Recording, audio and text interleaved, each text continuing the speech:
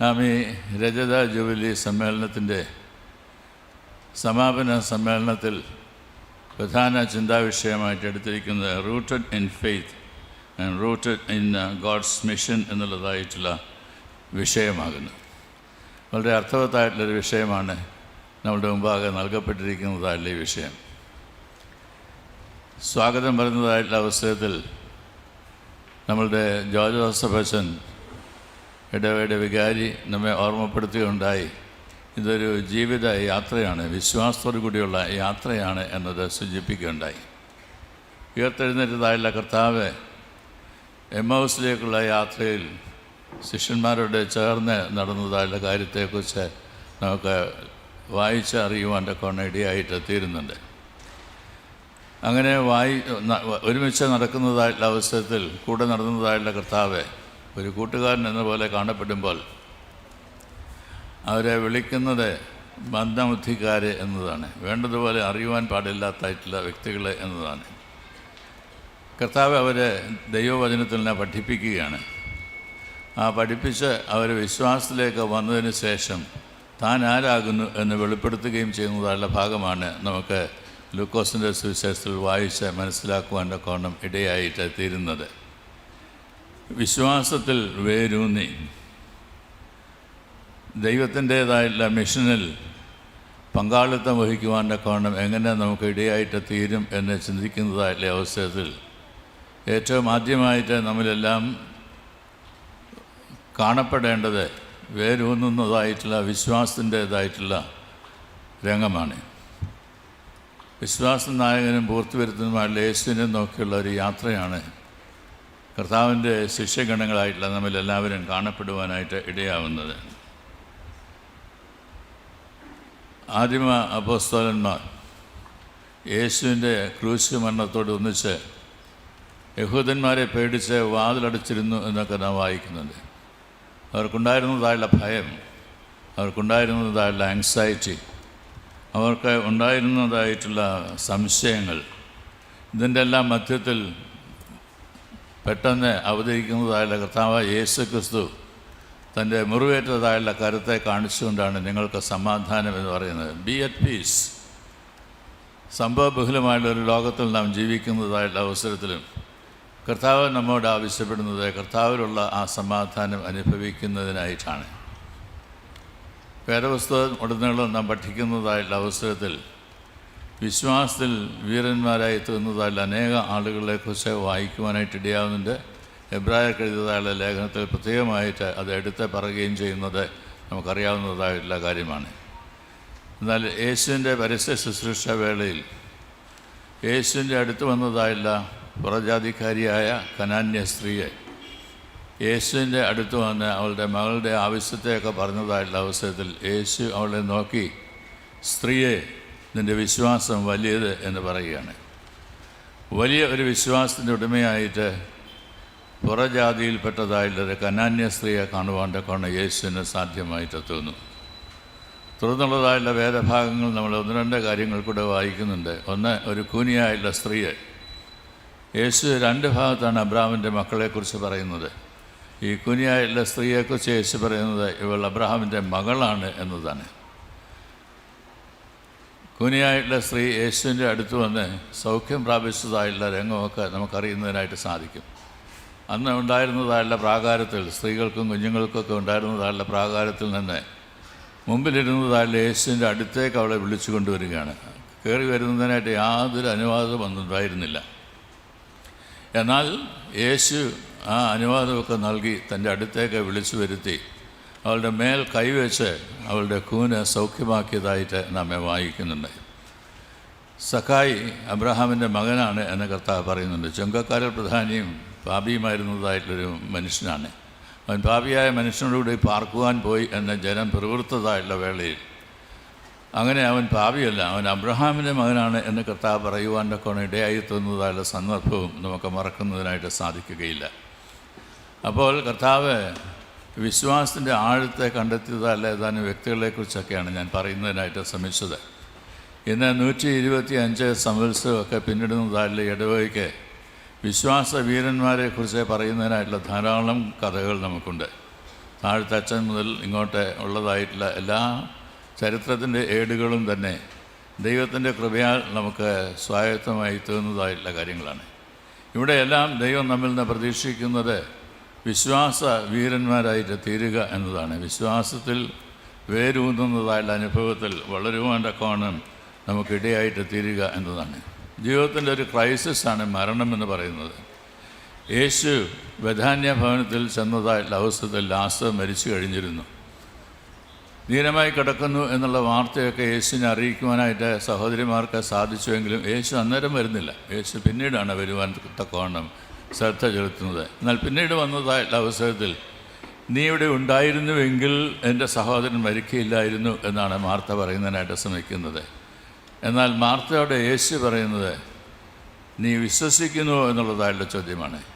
വിശ്വസിച്ചാൽ നീ ദൈവത്തിൻ്റെ മഹത്വം കാണുമെന്ന് അവിടെ പഠിപ്പിക്കുന്നതായിട്ടുള്ള ഭാഗം. ഞാൻ തന്നെ ജീവനും പുനരുദ്ധാനവുമാകുന്നു എന്നത് ലോകത്തിന് വെളിപ്പെടുത്തിയതായുള്ള വേദഭാഗമാണത്. അതുകൊണ്ട് ചോദിക്കുന്നതായുള്ള ചോദ്യം നീ ഇത് വിശ്വസിക്കുന്നുവോ എന്നതാണ്. ഇന്ന് നാം ജീവിക്കുന്നതായുള്ള ഈ കാലഘട്ടത്തെ പരിശോധിക്കുന്നതായുള്ള അവസരത്തിൽ വളരെ സെക്കുലറൈസ്ഡാണ്. വിശ്വാസത്തിൽ നിന്ന് അകന്ന് ജീവിക്കുവാനായിട്ടുള്ള പ്രലോഭനങ്ങൾ നമ്മുടെ യുവതലമുറയ്ക്ക് ലഭിച്ചുകൊണ്ടിരിക്കുന്നതായുള്ളൊരു വേളയാണ്. അങ്ങനെയുള്ളതായുള്ള വേളയിൽ നീ വിശ്വസിക്കുന്നു എന്നുള്ളതായുള്ള ചോദ്യം വളരെ പ്രാധാന്യം അറിയിക്കുന്നുണ്ട്. ചർച്ച് ലോയലായിട്ട് സഭയോട് കൂറ് പുലർത്തുന്നവരായിട്ട് ജീവിക്കുന്നതിനായിട്ടും പ്രവർത്തിക്കുന്നതിനായിട്ടും ഇടയായി തീർന്നതായുള്ളൊരു തലമുറയാണ് നമ്മുടെ പിന്നീട് വരുന്നതായുള്ള തലമുറ എന്ന് പറയാനായിട്ട് നമുക്ക് സാധ്യമായിട്ട് തീരുമോ?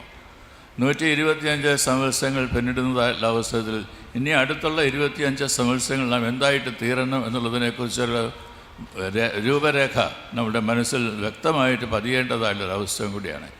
അങ്ങനെ ദൈവത്തിൻ്റെ സന്നിധിയിൽ നമ്മെ തന്നെ സമർപ്പിക്കുകയും സമർപ്പിതരായിട്ട് ദൈവസന്നിധിയിൽ നാം ഓരോരുത്തരും കാണപ്പെടുകയും ചെയ്യുമ്പോൾ നാം വയ്ക്കുന്നതായുള്ള ചുവടുകൾ നമ്മുടെ വിശ്വാസത്തിൻ്റെ യാത്രയിൽ എന്ത് ചുവടുകൾ വെച്ച് എവിടേക്കാണ് യാത്ര ചെയ്യുന്നത് എന്നത് പറയുവാൻ്റെ കൂടെ നമുക്കിടയായിട്ട് തീരണം. ഒരു യുവാവ് വളരെയധികം മാതാപിതാക്കളെയൊക്കെ ഹേമിച്ച് അവർ ബുദ്ധിമുട്ടിച്ച് തനിക്ക് ഓടിക്കുന്നതിനായിട്ടുള്ള ഒരു ഇരുചക്ര വാഹനമൊക്കെ സ്വായത്തമാക്കി തീർത്തു. അങ്ങനെ അതിൽ കയറി അവൻ യാത്ര ചെയ്യുന്നതായിട്ടുള്ള അവസരത്തിൽ അവൻ അതിൽ നിന്ന് മറിഞ്ഞ് താഴെ വീണു. ഗുരുതരമായിട്ടുള്ള പരിക്കുകളോടുകൂടിയാണ് വീണത്. എല്ലുകൾ പലത് ഒടിയുകയുണ്ടായി. അവനെ ആശുപത്രിയിലാക്കി അമ്മ കൂടെ ഇരുന്ന് മാസങ്ങൾ കൂടെ ഇരുന്ന് അവന് സൗഖ്യം ലഭിക്കുന്നതിനൊക്കെ ഇടയായിട്ട് വന്നു. സൗഖ്യമായ ആ മനുഷ്യനെക്കുറിച്ച് നമ്മുടെ ഡെയിലി ബ്രെഡിൽ ചോദിക്കുന്നതായുള്ളൊരു ചോദ്യമുണ്ട്. അവൻ എന്തായി തീർന്നു എന്നാണ് നിങ്ങൾക്ക് വിചാരിക്കുവാനായിട്ട് കഴിയുന്നത്. ഡെയിലി ബ്രെഡിൽ തന്നെ പറയുന്നുണ്ട് he was behind the bars after A few couple of years. എന്തുകൊണ്ടാണ് എന്നുള്ളതിനെക്കുറിച്ച് ഓർത്ത് നിരൂപപ്പെടുന്നതായുള്ള അമ്മ പറയുന്നുണ്ട്, ഞാൻ അവനെ എഴുന്നേൽക്കുന്നതിനായിട്ട് നടക്കുന്നതിനായിട്ടൊക്കെ പഠിപ്പിച്ചു, എന്നാൽ എങ്ങോട്ടാണ് നടക്കേണ്ടത് എന്നത് പഠിപ്പിക്കുവാനായിട്ട് മറന്നുപോയി എന്നുള്ളത്. ജീവിതത്തിൽ വളരെയധികം കാര്യങ്ങൾ നാം വിചാരിക്കുകയും ആഗ്രഹിക്കുകയും പ്രാവർത്തികമാക്കി തീർക്കുകയും ചെയ്യുന്നതായുള്ള അവസരത്തിൽ എപ്രകാരമാണ് നമ്മെ പിൻഗമിക്കുന്നതായുള്ള ആളുകൾ ദൈവത്തെ അനുഗമിക്കുവാൻ്റെ കോണം നമ്മളുടെ ജീവിതം സഹായമായിട്ട് തീരുന്നത് എന്നുള്ളതായുള്ള ചോദ്യം വളരെ അർത്ഥവത്തായിട്ടുള്ള ചോദ്യമാണ്. അവിടെ കാര്യം ചെയ്തതായുള്ള ഈശോ തിമോത്തിയോസ് തിരുമേനി സിഹോറായിൽ ഒരു രാത്രി വന്ന് ഇറങ്ങിയതായിട്ടുള്ള അവസരത്തിൽ അവസാനത്തെ ബസ്സും ദർശനിക്ക് പോകാനാണ്, അവിടേക്ക് പോകാനായിട്ടുള്ള ബസ്സും ഒക്കെ അങ്ങ് പോയി. അങ്ങനെ പോയതായിട്ടുള്ള അവസരത്തിൽ പിന്നെ ഒറ്റ മാർഗമേ ഉള്ളൂ, തൻ്റെ സഞ്ചിയിൽ ഇട്ടിരിക്കുന്നതായുള്ള ടോർച്ചെടുത്ത് നടന്ന് അവിടേക്ക് പോവുക. കുറച്ച് കിലോമീറ്റേഴ്സ് നടന്നു പോകുന്നതിനായിട്ടുണ്ട്. എന്നാൽ അങ്ങനെ തൻ്റെ ബാഗിൽ നിന്ന് ടോർച്ചൊക്കെ എടുത്ത് തെളിയിച്ച് മുന്നോട്ട് പോകുന്നതായിട്ടുള്ള അവസരത്തിൽ ആ ടോർച്ച് മങ്ങിത്തുടങ്ങി. കുറേ കഴിഞ്ഞപ്പോൾ എൻ്റെ വെട്ടവും തീർന്നു. അത് പിന്നെ കുലുക്കി പിന്നെ കുറച്ചുകൂടെ നടക്കുന്നതിനായിട്ടൊക്കെ ശ്രമിച്ചു. അന്നേരവും കുറച്ചുകൂടെ നടക്കാൻ തക്കവണ്ണം സാധിച്ചു. എന്നാൽ പിന്നീട് എന്നേക്കുമായി അതിൻ്റെ ലൈറ്റ് നഷ്ടപ്പെടുകയുണ്ടായി. അങ്ങനെ നഷ്ടപ്പെട്ടതായുള്ള അവസരത്തിലാണ് തന്നെ അനുഗമിച്ചതായുള്ള കുറച്ച് ആളുകളുണ്ടായിരുന്നു എന്നത് തിരുമേനിക്ക് മനസ്സിലാക്കുവാൻ്റെ കൊണ്ടിടയായിട്ടെത്തുന്നത്. ബാബുജി, അങ്ങയുടെ വെളിച്ചവും കെട്ടുപോയോ എന്നുള്ളതായുള്ള ചോദ്യമാണ് സമൂഹം ചോദിക്കുവാൻ്റെ കൊണ്ടിടയായിട്ടെത്തിരുന്നത്. ബാബുജി, അങ്ങയുടെ വെളിച്ചവും കെട്ടുപോയോ? ദൈവം നമ്മെ പ്രകാശിതരാക്കിയിരിക്കുന്നത് ആ പ്രകാശം ലോകത്ത് നൽകി ലോകത്തിലുള്ളവരെ ദൈവരാജ്യ അനുഭവത്തിലേക്ക് നയിക്കുന്നതിനായിട്ടാണ്. ലൈറ്റ് ടു ലൈറ്റൻ എന്നുള്ളതായുള്ള മുദ്രാവാക്യം തന്നെ ആപ്തവാക്യം തന്നെ നമ്മുടെ സഭയിൽ നമുക്കുള്ളത്. അപ്രകാരം പ്രകാശിതരായിരിക്കുന്നതാണ് നാം ഓരോരുത്തരും എന്ന് നമ്മെ ഓർമ്മപ്പെടുത്തുന്നതിനായിട്ടാണ്. അങ്ങനെ പ്രകാശിതരായിട്ടുള്ള നമുക്ക് അനേക ഹൃദയങ്ങളെ പ്രകാശിപ്പിക്കുവാൻ്റെ കൊണ്ട് സാധ്യമായിട്ട് തീരണം. അങ്ങനെ സാധ്യമായി തീർന്നതായിട്ടുള്ള പ്രക്രിയയിലാണോ നാം ജീവിക്കുന്നത് എന്നത് ചോദിക്കേണ്ടതായിട്ടുള്ള ആവശ്യകതയുണ്ട്. ഞാൻ എൻ്റെ വാക്കുകൾ ദീർഘിപ്പിക്കുന്നതിനായിട്ട് ആഗ്രഹിക്കുന്നില്ല. Rooted into God's mission എന്നതാണ് ഇതിൻ്റെ അവസാനത്തെ ഭാഗത്തിൽ നമുക്ക് കാണുവാനായിട്ട് സാധിക്കുന്നത്. മിഷനെല്ലാം ദൈവത്തിൻ്റേതാണ്. ദൈവം തനിക്ക് നമുക്ക് ഈ ലോകത്തിൽ തൻ്റെ പുത്രനും രക്ഷിതാവുമായുള്ള യേശുവിലൂടെ വെളിപ്പെടുത്തി തന്നതായിട്ടുള്ള ദൗത്യത്തെക്കുറിച്ചാണ് നമുക്ക് ഓർക്കുവാനായിട്ട് കഴിയുന്നത്. കർത്താവ് പറഞ്ഞു, ഞാൻ നിങ്ങൾക്ക് പുതിയൊരു കൽപ്പന തരുന്നു. എന്താ പുതിയ കൽപ്പന? കർത്താവ് പറഞ്ഞു, ഞാൻ നിങ്ങളെ സ്നേഹിച്ച പോലെ നിങ്ങളും തമ്മിൽ സ്നേഹിക്കണം. യേശുവിൻ്റെ ജീവിതം വാസ്തവത്തിൽ വളരെ അത്ഭുതകരമായിട്ടുള്ള ഒരു ജീവിതമാണ്. എങ്ങനെയാണ് ഈ പ്രകാരം വളരെ ചുരുങ്ങിയതായിട്ടുള്ള വർഷങ്ങൾ ജീവിക്കുവാനായിട്ട് കഴിഞ്ഞത് എന്നതൊക്കെ നാം ചിന്തിക്കുന്നതായിട്ടുള്ള അവസരത്തിൽ എത്ര ധ്യാനിച്ചാലും തീരാത്തതായിട്ടുള്ളൊരു ജീവിതത്തിൻ്റെ ഉടമയായിട്ടാണ് കർത്താവിനെ കാണുവാനായിട്ട് ഇടയാവുന്നത്. ആ കർത്താവാണ് പറയുന്നത്, ഞാൻ നിങ്ങളെ സ്നേഹിച്ച പോലെ നിങ്ങളും തമ്മിൽ സ്നേഹിക്കണമെന്നത്. ഈ വർഷത്തെ നമ്മുടെ ഇടവക ശതോത്തര രജത ജൂബിലിയൊക്കെ കൊണ്ടാടുന്നതായിട്ടുള്ള അവസരത്തിൽ ഈ കഴിഞ്ഞൊരു വർഷം 20 പ്രോഗ്രാമുകളോളമാണ് ഇവിടെ ക്രമീകരിപ്പാൻ്റെ കാരണം ഇടവയ്ക്ക് സാധ്യമായിട്ടെത്തുന്നത്. അങ്ങനെ ക്രമീകരിച്ചതായിട്ടുള്ള 20 പ്രോഗ്രാമുകളിൽ ഒന്ന് ദൈവത്തിൻ്റെ വചനം വായിക്കുന്നതായിട്ടുള്ള ഒരു ശീലമാണ്. ഇത് ഈ പ്രായമുള്ളതായിട്ടുള്ള ആളുകൾ വേദപുസ്തകം വായിക്കണമെന്നല്ല പറയേണ്ടത്. നമ്മളുടെ വീട്ടിലുള്ള ഓരോ കുഞ്ഞും, ചെറിയ കുഞ്ഞു മുതൽ വേദപുസ്തകം സ്വന്തമായിട്ടുണ്ടായിരിക്കുകയും വേദപുസ്തകം ധ്യാനിക്കുന്നതിനായിട്ടും പഠിക്കുന്നതിനായിട്ടും അതിലടങ്ങിയിരിക്കുന്ന സത്യങ്ങളെ ഉൾക്കൊണ്ടുകൊണ്ട് ജീവിക്കുന്നതിനായിട്ട് ഇടയായിട്ട് തീരണം എന്നതാണ് നാം ആഗ്രഹിക്കേണ്ടതായിട്ടുള്ള വസ്തുത. അതുകൊണ്ട് വേദപുസ്തകത്തിൻ്റെ ഏതാനും ഭാഗങ്ങൾ വായിച്ചു എന്നുള്ളതല്ല, പള്ളിയിൽ വരുന്ന അവസരത്തിൽ വേദഭാഗങ്ങൾ നമ്മൾ കേൾക്കുന്നുണ്ട്, ദൈവത്തിൻ്റെ വചനത്തിലുള്ള ധ്യാനപുസ്തകം കേൾക്കുന്നതിനായിട്ടുണ്ട്. എന്നാൽ അതൊന്നുമല്ല, ദൈവസന്നിധിയിൽ ക്രമമായിട്ടിരുന്ന് ദൈവം നമ്മോട് സംസാരിക്കുന്നത് കേൾക്കുവാനായിട്ടുള്ള, ശാന്തമായിട്ട് നമ്മോട് സംസാരിക്കുന്നതായിട്ടുള്ള ദൈവത്തിൻ്റെ സ്വരത്തെ കേൾക്കുന്നതിനായിട്ടുള്ളൊരു അഭിവാഞ്ച നമ്മിൽ വർദ്ധിച്ചു വരികയാണ്. അതാണ് ഏറെ ആവശ്യമായിരിക്കുന്നത് എന്നത് ഞാൻ ഈ അവസരം ഓർമ്മപ്പെടുത്തട്ടെ. അതുകൊണ്ട് വേദപുസ്തകം നമ്മൾ അടഞ്ഞിരിക്കേണ്ടതായിട്ടുള്ള പുസ്തകമായിട്ടല്ല, വേദപുസ്തകം എല്ലായ്പ്പോഴും തുറന്നിരിക്കുന്നതായിട്ടുള്ള പുസ്തകമായും എല്ലായ്പ്പോഴും പഠിക്കുന്നതായിട്ടുള്ള പുസ്തകമായും. നമ്മളുടെ പഴമക്കാരെ ചോദിക്കുന്നതായിട്ടൊരു ചോദ്യമുണ്ട്, ഈ വിശ്വാസ ആചാരം ഏത് വേദപുസ്തകത്തിൻ്റെ അടിസ്ഥാനത്തിലാണ് എന്ന് ഞങ്ങൾക്കൊന്ന് പറഞ്ഞു തരാമോ? അതുകൊണ്ട് ഉരകല്ലായിട്ടാണ് വേദപുസ്തകം നമ്മൾ ഉപയോഗിച്ചുകൊണ്ടിരുന്നത്. ഓരോ വിശ്വാസ ആചാരങ്ങളും നമ്മെ സംബന്ധിച്ചോളം, ഈ സഭയെ സംബന്ധിച്ചിടത്തോളം, വിശ്വാസത്തിൻ്റെ എല്ലാ ആഴങ്ങളും അതിൻ്റെ ആചാരങ്ങളും നമ്മളുടെ ജീവിതത്തിലുള്ള നിഷ്ഠകളും എല്ലാം തന്നെ വേദപുസ്തകം അടിസ്ഥാനപ്പെട്ടിട്ടുള്ളതാണ്. അങ്ങനെ ആയിരിക്കണം. അങ്ങനെ തന്നെ ആയിരിക്കുവാൻ്റെ കോണം നമ്മെ ഓരോ കാലഘട്ടത്തിലും ഓരോ തലമുറയിലും ആഗ്രഹിക്കേണ്ടതായിട്ടുള്ള ആവശ്യകതയുണ്ട്. ദൈവത്തിൻ്റെ രാജ്യത്തേക്കുള്ള യാത്രയാണ് കർത്താവായ യേശു ക്രിസ്തു നമ്മെ ഓർമ്മിപ്പിച്ചത്. കാലം സമീപിച്ചിരിക്കുന്നു, ആകയാൽ മാനസാന്തരപ്പെട്ട സുവിശേഷത്തിൽ വിശ്വസിപ്പീൻ എന്ന് കർത്താവെ പറയുന്നതായിട്ടുള്ള അവസരത്തിൽ തൻ്റെ വിരൽ ചൂണ്ടുന്നതെല്ലാം ദൈവരാജ്യത്തിൻ്റെ അനുഭവത്തിലേക്കാണ്. അനേക ഉപമകൾ ദൈവരാജ്യത്തെക്കുറിച്ച് പറഞ്ഞിട്ടുണ്ട്, അനേക സാദൃശ്യങ്ങൾ ദൈവരാജ്യത്തെക്കുറിച്ച് പറഞ്ഞിട്ടുണ്ട്. ഇതെല്ലാം തന്നെ വളരെ സൂക്ഷ്മമായിട്ട് മനസ്സിലാക്കുവാൻ്റെ കൊണ്ട് നമുക്ക് സാധ്യമായി തീരേണ്ടതായിട്ടുള്ള വേദഭാഗങ്ങളാണ്. ഈ വേദഭാഗങ്ങളുടെ കർത്താവ് നമ്മെ പഠിപ്പിക്കുന്നതായിട്ടുള്ള അവസരത്തിൽ ദൈവരാജ്യം നിങ്ങളുടെ ഇടയിൽ തന്നെ ഉണ്ടല്ലോ എന്ന് കർത്താവ് സൂചിപ്പിക്കുന്നുണ്ട്. പലപ്പോഴും ഈ ലോകത്തിലെ ജീവിതമൊക്കെ കഴിഞ്ഞ് മരിച്ച് പിന്നെ ദൈവരാജ്യത്തിലേക്ക് പോകുന്ന ഒരു അനുഭവത്തെക്കുറിച്ചുള്ള കാഴ്ചപ്പാടാണ് അനേകം ഹൃദയങ്ങളിൽ കാണുവാനായിട്ടിടയാവുന്നത്.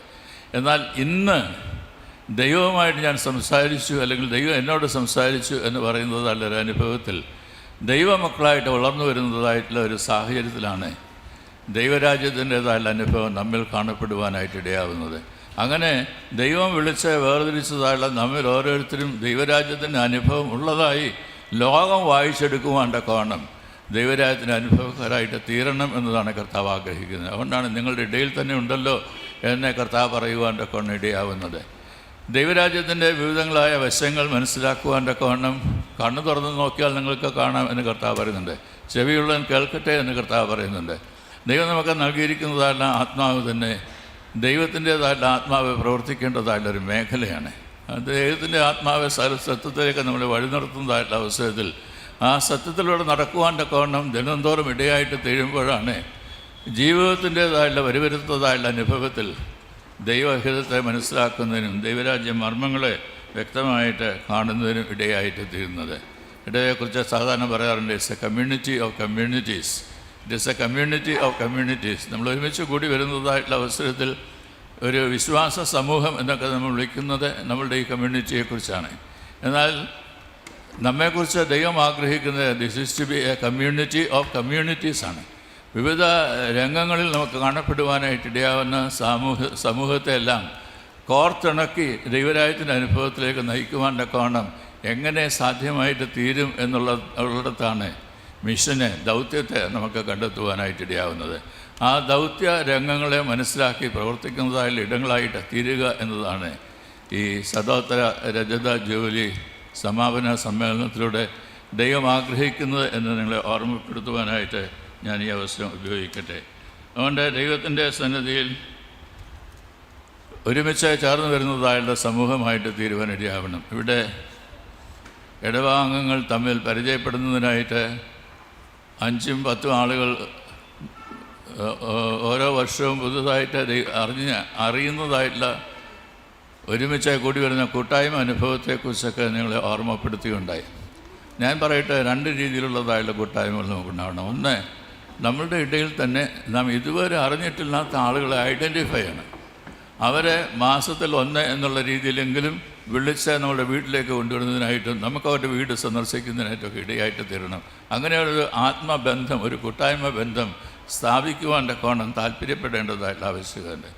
അതുപോലെ തന്നെ നമ്മുടെ ചുറ്റുപാടുള്ള സമൂഹത്തിൽ നമ്മൾ ഇതുവരെ അറിഞ്ഞിട്ടില്ല എന്ന് പറയുന്നതായിട്ടുള്ള ആളുകളെ, പോയിട്ടില്ല എന്ന് പറയുന്നതായിട്ടുള്ള ഭവനങ്ങളെയൊക്കെ പോകുന്നതിനായിട്ടും അയൽവക്ക ബന്ധമൊക്കെ സ്ഥാപിക്കുന്നതിനായിട്ടും നമ്മളെല്ലാവരും സഹോദര സഹോദരികളാണ് ദൈവരാജ്യത്തിൻ്റെ അനുഭവത്തിൽ എന്നത് വ്യക്തമാക്കി കൊടുക്കുന്നതിനായിട്ടും ഇടയായി തീരേണ്ടതായുള്ള രംഗങ്ങൾ ദൈവം നമുക്ക് ധാരാളമായിട്ട് നൽകിയിട്ടുണ്ട്. ആ അനുഭവത്തിൽ വളർന്നു വരുവാൻ്റെ കോണം സാധ്യമായിട്ട് തീരേണ്ടത് ആവശ്യമാകുന്നു എന്നതുകൂടി ഞാൻ ഓർമ്മിപ്പിക്കട്ടെ. കൊരിന്ത്യർക്കെഴുതിയതായുള്ള ലേഖനത്തിൽ അപ്പോസ്തലനായ പൗലോസ് 2ാമത്തെ ലേഖനത്തിലൂടെ നമ്മെ ഓർമ്മപ്പെടുത്തുന്നുണ്ട്, നാം നടക്കുന്നത് വിശ്വാസത്താലാണ് എന്നത്. നാം നടക്കുന്നത് വിശ്വാസത്താലാണ്. റൂട്ടഡ് ഇൻ ഫെയ്ത്ത്, വിശ്വാസം നമ്മുടെ ജീവിതത്തിൽ വേരൂന്നി ആ വിശ്വാസ ജീവിതത്തിൽ മുന്നേറുവാൻ്റെ കൊണ്ട് നമുക്ക് സാധ്യമായിട്ട് തീരണം എന്നത് നമ്മെ ഓർമ്മിപ്പിക്കുന്നു. നമുക്ക് കാഴ്ചയുണ്ട്, നമുക്ക് ദർശനമുണ്ട്, നമുക്ക് ദൂരക്കാഴ്ചയുണ്ട്. നാം ബാഹ്യമായിട്ട് കാണുന്നതായുള്ള കാഴ്ചകളിൽ നിന്നൊക്കെ അപ്പുറമായി നമ്മളൊരു സൂക്ഷ്മ ദർശനിയിൽ കൂടി നോക്കുന്നതായിട്ടുള്ള അവസരത്തിൽ പല കാര്യങ്ങളെയും മനസ്സിലാക്കുന്നതിനായിട്ട് സാധിക്കും.